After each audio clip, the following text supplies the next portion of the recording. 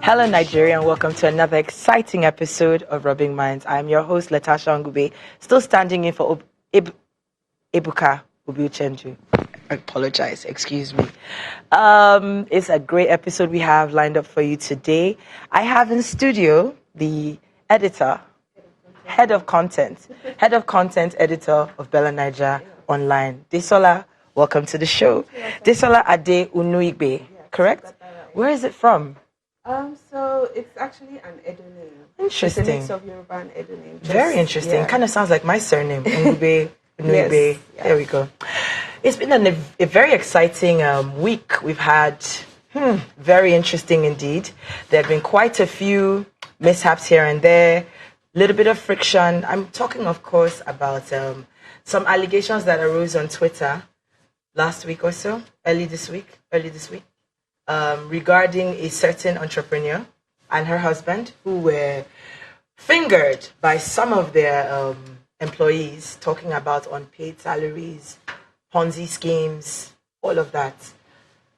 Gloriose was fingered with her husband, Muiwa, and we tried to get some of the disgruntled employees to come to the show and talk about their grievances.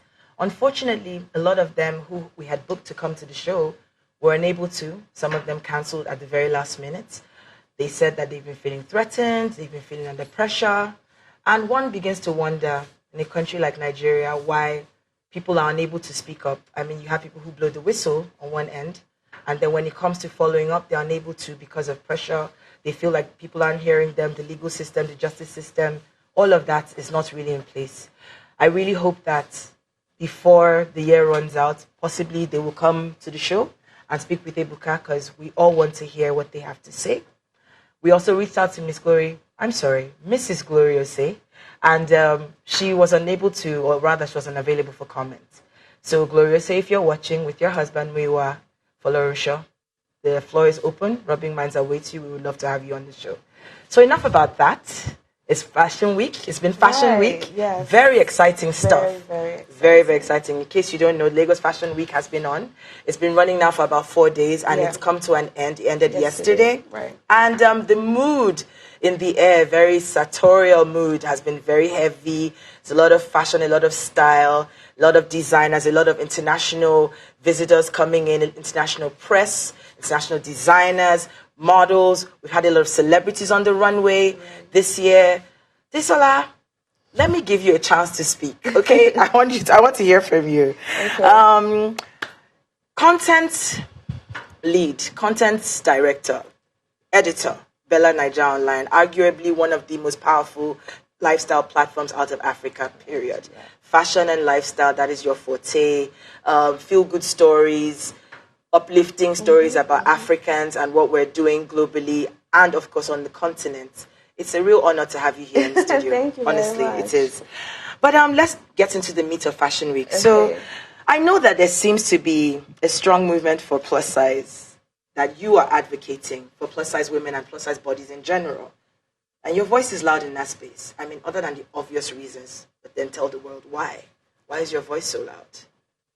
Okay, so I think one of the major reasons why my voice is loud is because I am a plus-size woman. And so I'm a plus-size woman who loves fashion, right? Mm-hmm. I love to look good. I want to feel good. And I noticed that there aren't a lot of Nigerian designers who really cater to that. And so I keep trying to just be vocal about it, to make more people aware that, look, there's a gap in this industry that you can feel. And there are a lot of plus-size women in Nigeria, in Africa, and there's nothing wrong with that. So how about just making us look good as well? You know, so yeah, that's why my voice is loud in that regard. So tell me, if the average Nigerian woman is above the standard sizes, or shall we call them straight sizes? Mm-hmm. So if the average Nigerian woman is not straight size, who are the designers creating their looks for? All this runway content that we see, all this editorial content in forms of lookbooks and things like that, who is it all for? So I think that just because I'm an advocate for plus-size designers and fashion, it doesn't discount the fact that, you know, there's a wide spectrum of women or men who need to be clothed, right?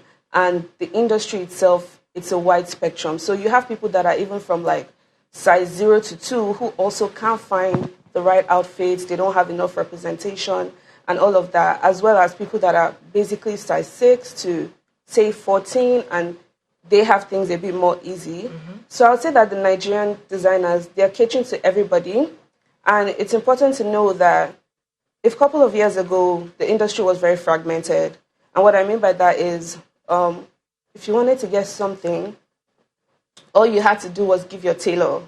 You'd go and give your tailor the material or you buy it from abroad, right? But now we have Nigerian designers actually creating pieces for people. And so it's, it's a different ball game now. Yeah. Nigerian designers are conscious enough to be more inclusive in their designs, or they're becoming more conscious. Yeah. I mean, there was one show this fashion week. Yeah. It was, I believe, by ASEAN. He's a menswear brand that's a very size inclusive brand who showed on the runway this year. What did you think about his collection? Because he's menswear, but he's size inclusive. So he had models of different sizes and heights and in shapes on the runway. What were your thoughts seeing that on the runway? So I think it's very important that fashion should be as inclusive as possible. And sometimes it pains me to see just slimmer ladies on the runway, because that's not the definition of. It sort of creates this idea that only those people can walk the runway, and I don't think it should be that way. So I'm very happy to see that these days designers are being more inclusive and being more intentional in their runway displays. But are they really becoming more intentional and inclusive? I mean, that's just one show amidst tens, like 50, 60 shows. That's just one show. Right, but Rome wasn't built in a day, right? So it takes the little steps for us to, get to where we're going. So even for those little steps, I think it's important to celebrate those people that are already doing it, so that other people can see that, yes, these people are getting celebrated. How about I also do something to be inclusive? I mean, not to toot my own horn. Of course, you do know that yes. I own the ATC, or About That Curvy Life platform, and our collective was the very first ever one to bring inclusive sizes to the runway in 2016. And we went ahead and did that again in 2017, both in Lagos and in Ghana. And since then, it's been, somewhat challenging to see designers get into that and sort of expand and carry that vision and run with it. But let me spin this a little bit, because you're media, you're not a designer, so I can't throw all the designer-led questions at you. I mean, there's only so much that you can say.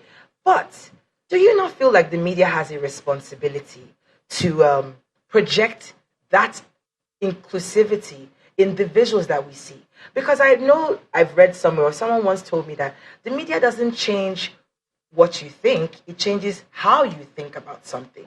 And so because our brains process images 1,000 times faster than they do words, when you go to a website, for example, and you run through it from start to finish all day, and you're on its Instagram and you're on its Twitter, and all you're fed is images of women that look a certain way every single time, do you not think that it sort of like shapes the psyche of what people come to term as normal, as what is a normal-sized person?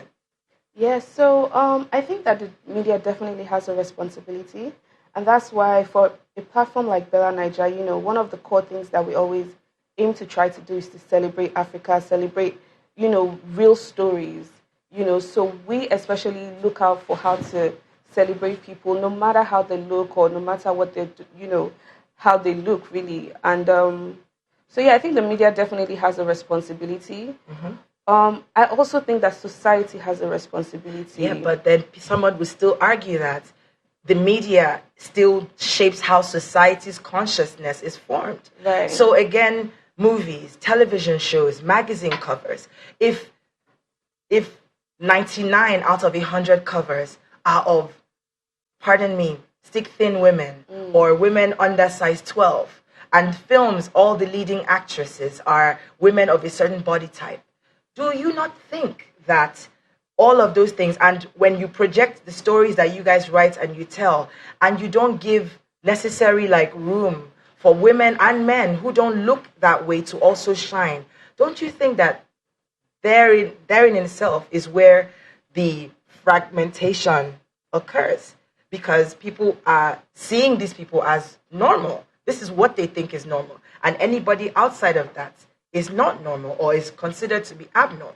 Do you know what I mean? Right. So I think what I would say is that, the media can't create things that are not there, or the media shouldn't create things that are not there. True. Right. So if we have more plus size women and men wearing these things, who want to be seen, who are putting themselves out there, then the media is also going to pick it up. Girl, come on now. That's a cop out. There's so many. Not, no. I could list off 10 women, 10 actresses who are not on the spectrum of size 12 and below, who definitely I have not seen anywhere, who are doing things. They're all doing things. They're acting. They're doing their thing, and they're getting things done. They're winning. But I don't see them being projected. I don't want to, of course, call any names, but you go on any given website on any given day in Nigeria, and there are 10 people that I will see across the board without a doubt. I think you should call names, because Bella Nigeria is definitely not on that list. Come on. First of all, Bella Nigeria is definitely not on that list, because we are really big on celebrating people, no matter what, So yeah, we're definitely not. But I do believe that even the people that are already doing it, they should be commended for already being inclusive in their news coverage and all of that. And just because we also want to showcase plus size women and everything doesn't mean that everybody, regardless of what they've done and who they are, is the right person to portray. Because there's some people who might not just be they might not be sending the right message to youths and all of those things.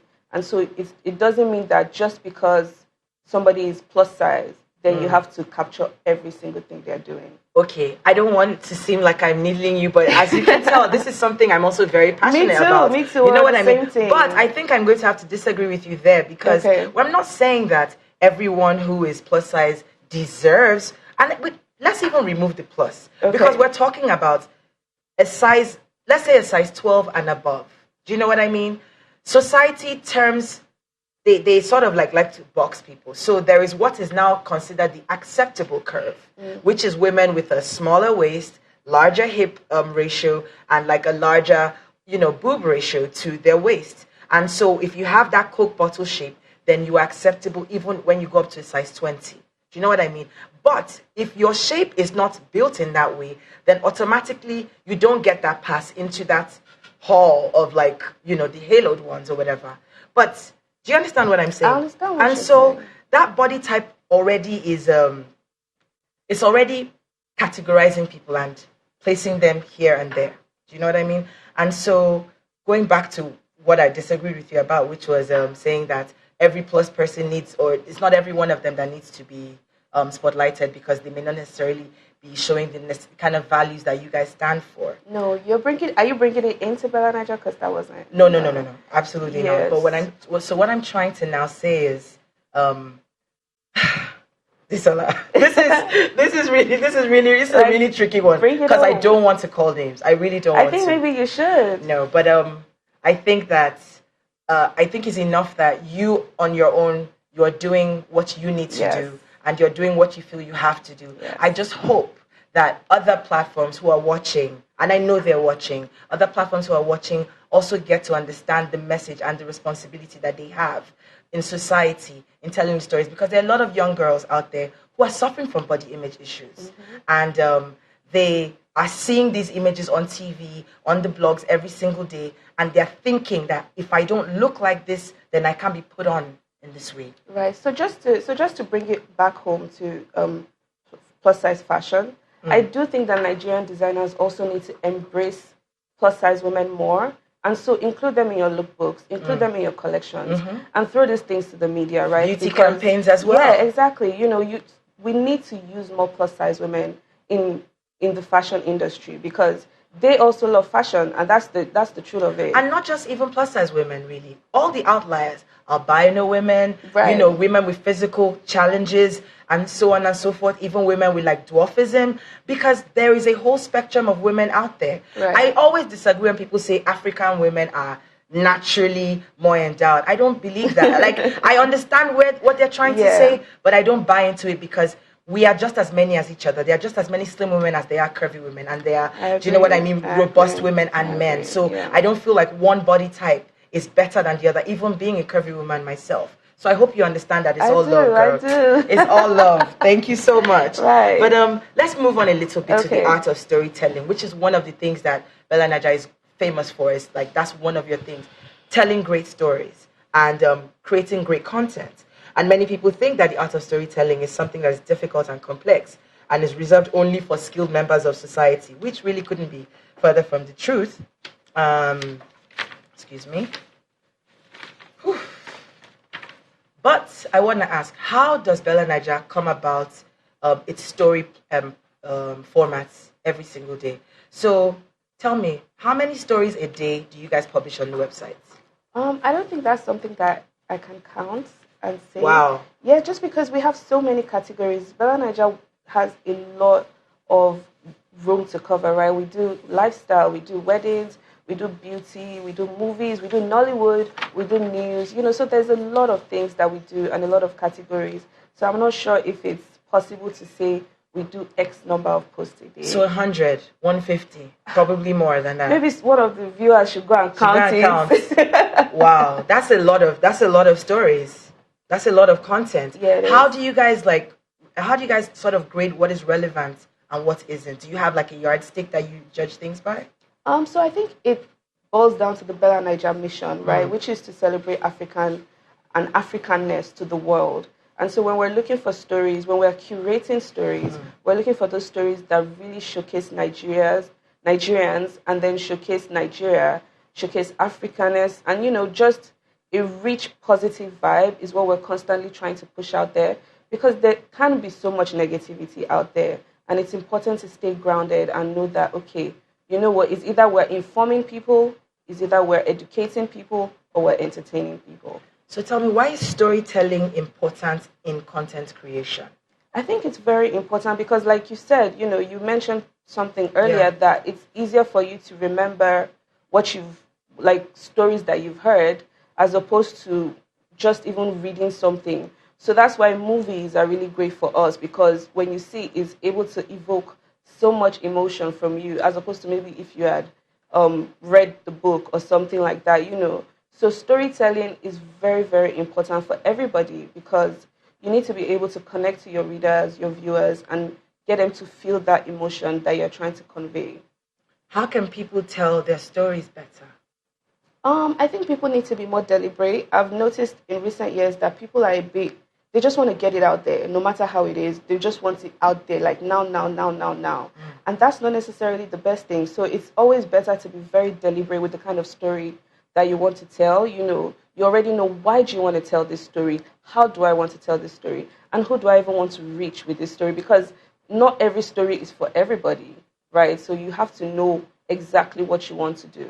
Okay, before you leave, one more question. And Right. that is, I want to ask you, how do you think the Nigerian government can use storytelling to sell Nigeria better? I think the more important question is the Nigerian government ready to tell stories about Nigeria? Because there's still a culture of silence, right, about some aspects of Nigeria itself that the Nigerian government is not yet ready to admit to, that they don't want to put out there. There's still so much cover-up on so many issues, and we all know these issues. So the first question is the Nigerian government ready to be honest about Nigeria's story? There we have it. We have to go on a quick break. Desola, thank you so much for coming to the show. I'm so honored you came in my time. Thank you again. Nigerian government, you've heard it. Everybody, you've heard it. We have to tell our stories, and we have to tell them better as a people and as a country. Don't go anywhere. We'll be right back.